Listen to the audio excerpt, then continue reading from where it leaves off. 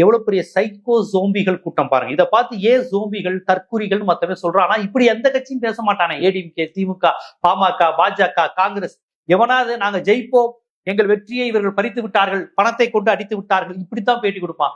செத்துட்டியா, இனி நாங்க செத்து போயிடுவோம், எங்களுக்கு நீ ஜெயிச்சிட்டியா, என் புருஷனை கொண்டுருவேன், நீ பண்ணிட்டேன்னா என் பிள்ளைய வயிற்றுல இருக்க பிள்ளைய கரைச்சிருவேன். இப்படி பேசுற பைத்தியக்காரங்கள ஜோம்பிகளை பாத்தீங்களா? இது நடக்கு. மே 4ஆம் தேதி எனக்கு ரொம்ப பயமா இருக்குங்க. சின்ன பிள்ளைங்க எல்லாம் ஸ்டாலின் இவர் யாரு ஆட்சிக்கு வந்திருக்கான்னு கேட்டா விஜய் வரல அப்படின்னு தெரிஞ்சா தற்கொலை பண்ணிக்க கூடாது, ஏதோ தூண்டி இந்த மாதிரி வீடியோக்கெல்லாம் பார்க்கவே பயமா இருக்கு. என்ன நடந்திருக்கும் சொல்லவே எனக்கு ஒரு மாதிரி பதட்டமா இருக்கு. மே 4ஆம் தேதி ரிசல்ட் வருதுன்னா இன்னொரு பக்கம் வேற எதுவும் நடந்துடக்கூடாது. ஏன்னா விஜய்க்கு ஓட்டு போடுற பல பேரு, ஓட்டு உரிமை இல்லாத பலர் என்ன நினைச்சிட்டு இருக்காங்க, விஜய் மட்டும் ஜெயிச்சா சிஎம் ஆயிரலாம் நினைச்சிட்டு இருக்காங்க. இன்னொன்னு ஏதோ 15% ஓட்டு வந்துருச்சுன்னு டிவில வந்துச்சுன்னா 15% வந்துருச்சா, அப்ப விஜய் அண்ணாதான் சிஎம் நினைச்சிட்டு இருக்க போறாங்க. விஜய் சிஎம் ஆயிடுவாருன்னு நினைச்சிட்டு இருக்காங்க.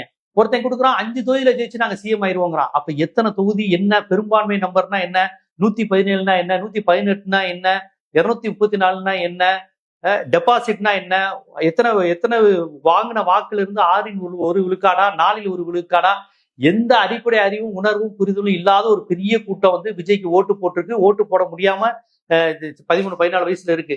இவங்க எதுவும் தப்பான முடிவு எடுத்துடக்கூடாதுங்கிற பதட்டப்படுறாங்க. எனக்கு ரொம்ப பதட்டமா இருக்கு. அப்பாவை வாடா போடாங்கிறான், அம்மா ஓட்டு போலன்னா கொன்றுவேங்கிறான், என் பிள்ளை காட்டி போட்டேங்க, வயிற்றுல இருக்க என் குழந்தை சொல்லுது விஜய்க்கு. இப்படி பைத்தியங்களா இருக்கிறதுனால, மனநிலை பாதிக்கப்பட்டவர்களா இருக்கிறதுனால, மனநிலை பாதிக்கப்பட்டவன் எதுவும் விஷம் குடிக்கிறது தப்பு, சூசைட் பண்றது இல்ல, மாசா விஜய்க்காக சாகுறத பெருமையா நினைக்கிறோம், இப்படி நினைச்சிட்டு எதுவும் பண்ணிட போறாங்களோன்னு பதட்டமா இருக்கு. ரிசல்ட் வர அன்னைக்கு இவங்க ஏதாவது முடிவு எடுத்துக்குவாங்க வேற பதட்டமா இருக்கு. இவங்க அமைச்சரவை பட்டியல் ஒரு பதட்டம்னா எவ்வளவு காமெடியாவும் அபத்தமா இருக்குன்னா, அந்த ரிசல்ட் அன்னைக்கு இவங்களால எதுவும் வேற மாதிரி நடந்துருமோன்னு பதட்டமா இருக்கு. அந்த குழந்தைங்க ஏற்கனவே நான் எத்தனையோ குழந்தைகளை விஜய்க்காக பலி கொடுத்தாச்சு. எத்தனையோ தாய்மார்கள் பலி கொடுத்ததை பெருமையா வீர சபதம் எடுத்து புறநானூற்று தாய் மாதிரி பேசிட்டாங்க. இனி அன்னைக்கும் பலி கொடுத்துட்டு விஜய்க்காக என் குழந்தை செத்து போச்சுன்னு சொல்லி பேட்டி கொடுத்துருவாங்களோடு எனக்கு உண்மையிலே ரொம்ப பதட்டமா இருக்குங்க. ரொம்ப மனசே ரொம்ப கஷ்டமா இருக்கு. என்ன நடக்க போகுது என்னன்னு தயவு செய்து நான் சொல்றத சீரியஸா எடுத்துக்கிட்டு இப்பயே கொஞ்சம் பயிற்சி கொடுங்க.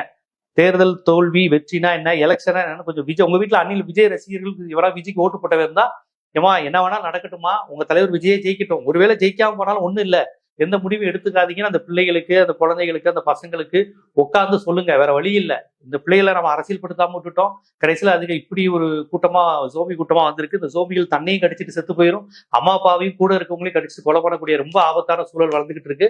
தயவு செய்து குழந்தைகளுக்கு இது சொல்லுங்க. வெற்றி தோல்வி என்ன நன்மைனாலும் நடக்கும்னு சொல்லுங்க. ஏன்னா பெரிய லெவல்ல தற்கொலைகள், கொலைகள், அதை வீடியோ எடுத்து போடுறது, செல்ஃபி எடுத்து போடுறது, விஜய் அண்ணாக்காக செத்தேன் பெருமை கொள்றது,